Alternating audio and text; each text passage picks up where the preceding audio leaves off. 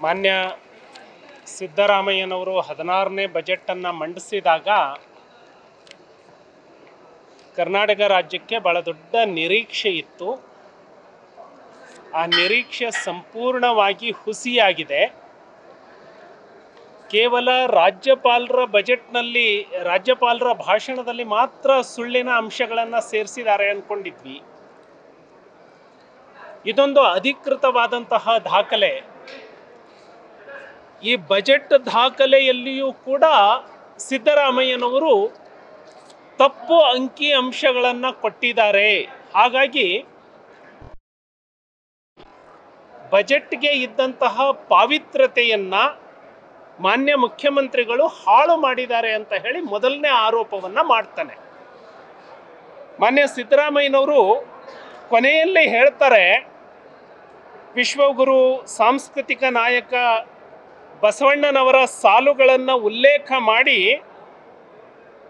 ಆನೆಯ ನೇರಿಕೊಂಡು ಹೋದಿರೆ ನೀವು, ಕುದುರೆಯ ನೇರಿಕೊಂಡು ಹೋದಿರೆ ನೀವು, ಕುಂಕುಮ ಕಸ್ತೂರಿಯ ಪೂಸಿಕೊಂಡು ಹೋದಿರೆ ಅಣ್ಣ, ಸತ್ಯದ ನಿಲುವನರಿಯದೆ ಹೋದಿರಲ್ಲ ಅಂತ. ಸತ್ಯದ ನಿಲುವನರಿಯದೆ ಹೋದಿರಲ್ಲ ಅಂತ ಹೇಳಿ ತಮಗೆ ತಾವೇ ಹೇಳ್ಕೊಂಡಿದ್ದಾರೆ ಅನ್ನುವಂತಹ ಆರೋಪವನ್ನು ನಾನು ಮಾಡ್ತಾನೆ. ಯಾಕೆ ಅಂದರೆ ಮಾನ್ಯ ಸಿದ್ದರಾಮಯ್ಯನವರು ವಿತ್ತೀಯ ಶಿಸ್ತನ್ನು ಕಾಯ್ದುಕೊಳ್ಳಲಾಗಿದೆ ಅಂತ ಹೇಳಿ ಖಂಡಿಕೆ 499ರಲ್ಲಿ ಹೇಳಿದರು. ಅಧಿಕೃತ ದಾಖಲೆ. ವಿತ್ತೀಯ ಶಿಸ್ತು ಅಂದರೆ ಏನು? ವಿತ್ತೀಯ ಹೊಣೆಗಾರಿಕೆಯ 3 ಅಂಶಗಳನ್ನು ಕಡ್ಡಾಯವಾಗಿ ಪಾಲಿಸಬೇಕು. Fiscal deficit 3% ಒಳಗಿರಬೇಕು. ಲಯಬಿಲಿಟಿ 25% ಒಳಗಿರಬೇಕು. ಅವೆರಡು ಫಾಲೋ ಮಾಡಿದ್ದೀರಿ. ರೆವಿನ್ಯೂ ಸರ್ಪ್ಲಸ್ ಕಡ್ಡಾಯವಾಗಿ ಇರಬೇಕು. ರಾಜಸ್ವ ಹೆಚ್ಚಳ ಕಡ್ಡಾಯವಾಗಿ ಇರಬೇಕು ಅನ್ನುವಂತಹ ಹೊಣೆಗಾರಿಕೆ ಇದೆ. ಅದನ್ನು ನೀವು ಕಂಟಿನ್ಯೂ 3 ವರ್ಷ ಉಲ್ಲಂಘನೆ ಮಾಡಿದ್ರಿ. ವಿತ್ತೀಯ ಶಿಸ್ತನ್ನು ಕಾಯ್ಕೊಂಡಿದ್ದೀನಿ ಅಂತ ಹೇಗೆ ಹೇಳಿದ್ರಿ?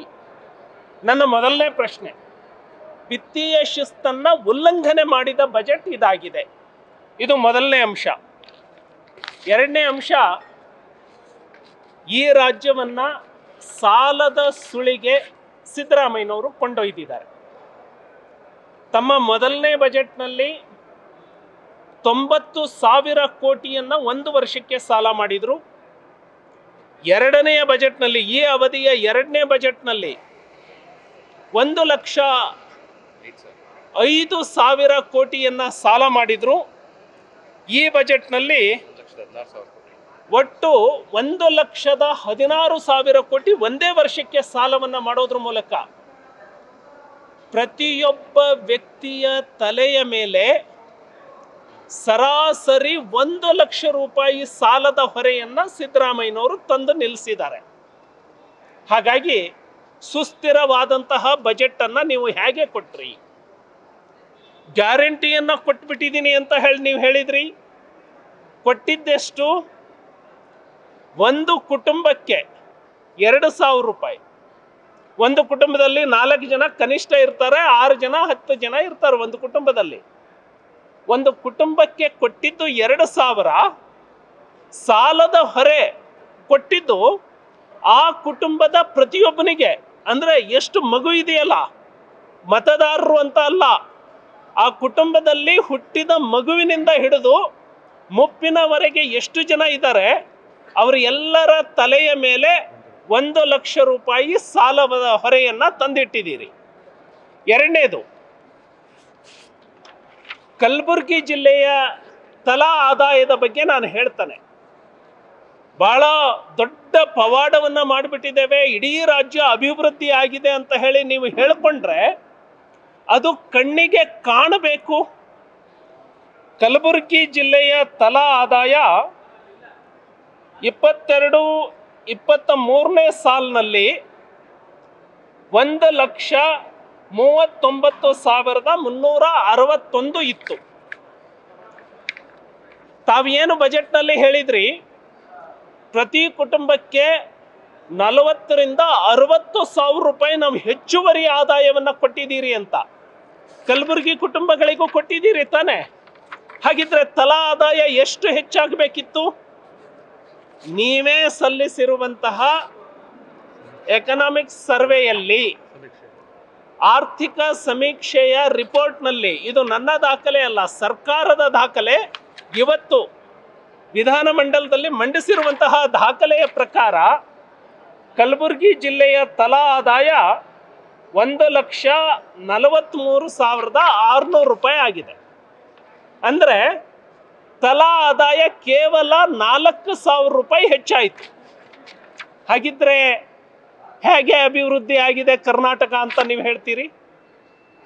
ಸೊ ಈ ರಾಜ್ಯದ ಹಾಗಿದ್ರೆ ಹಿಂದೆ ಕನಿಷ್ಠ 15-20 ಸಾವಿರ ರೂಪಾಯಿ ವೇಗದಲ್ಲಿ ತಲಾ ಆದಾಯ ಹೆಚ್ಚಾಗ್ತಾ ಇದ್ದಿದ್ದು 4,000 ರೂಪಾಯಿಗೆ ತಂದು ನಿಲ್ಲಿಸಿದಿರಿ ಅಂತ ಹೇಳಿದ್ರೆ ಆ ಕುಟುಂಬಕ್ಕೆ ಕೊಡೋದಕ್ಕಿಂತ ಹೆಚ್ಚಾಗಿ ಆ ಕುಟುಂಬದಿಂದ ಕಿತ್ಕೊಳ್ತಾ ಇದ್ದೀರಿ ಅಂತ ಅರ್ಥ.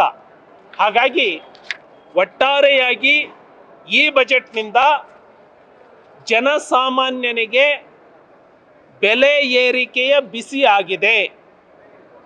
ಈ ಸಾರಿ ಮತ್ತೆ ರಾಜಸ್ವ ಕೊರತೆ ಇರೋದ್ರಿಂದ ಇನ್ನೂ ಹೆಚ್ಚಿನ ಬೆಲೆ ಏರಿಕೆ ಮಾಡುವಂತಹ ಷಡ್ಯಂತ್ರವನ್ನ ಈ ಸರ್ಕಾರ ಮಾಡಿಕೊಂಡಿದೆ.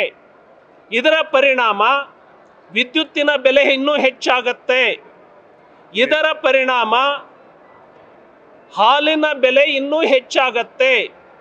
ಈ ಬಜೆಟ್ನಿಂದ ಪರಿಣಾಮ ಜನಸಾಮಾನ್ಯರ ಅಗತ್ಯ ವಸ್ತುಗಳ ಬೆಲೆ ಮತ್ತೆ ಹೆಚ್ಚಾಗತ್ತೆ.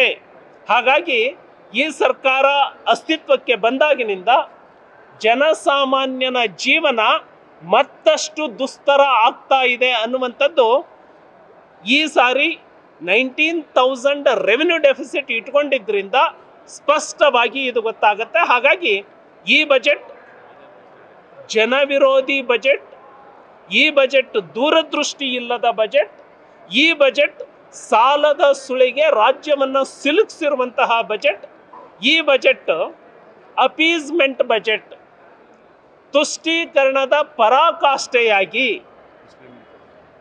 ಒಂದು ಸಮುದಾಯವನ್ನ ಓಲೈಸುವಂತಹ ಮಟ್ಟಕ್ಕೆ ಈ ಬಜೆಟ್ ಇಟ್ಟಿದೆ. ಜನಸಾಮಾನ್ಯರಿಗೆ ಹೊರೆ ಕೊಟ್ಟು ಒಂದು ಸಮುದಾಯವನ್ನ ಓಲೈಸುವಂತಹ ತುಷ್ಟೀಕರಣದ ಬಜೆಟ್ ಇದಾಗಿದೆ. ಇದರಲ್ಲಿ ಯಾವುದೇ ದೂರದೃಷ್ಟಿ ಇಲ್ಲ. ಹಾಗಾಗಿ ಸಂಪೂರ್ಣ ನಿರಾಶಾದಾಯಕವಾದಂತಹ ಬಜೆಟ್ ಇದಾಗಿದೆ ಅಂತ ಹೇಳಿ ಈ ಬಜೆಟ್ ಅನ್ನು ನಾನು ಖಂಡಿಸ್ತೇನೆ. ನ್ಯೂಸ್ ಫಸ್ಟ್ ನಿರ್ಭೀತಿಯಿಂದ ನಿಮ್ಮ ಪರವಾಗಿ.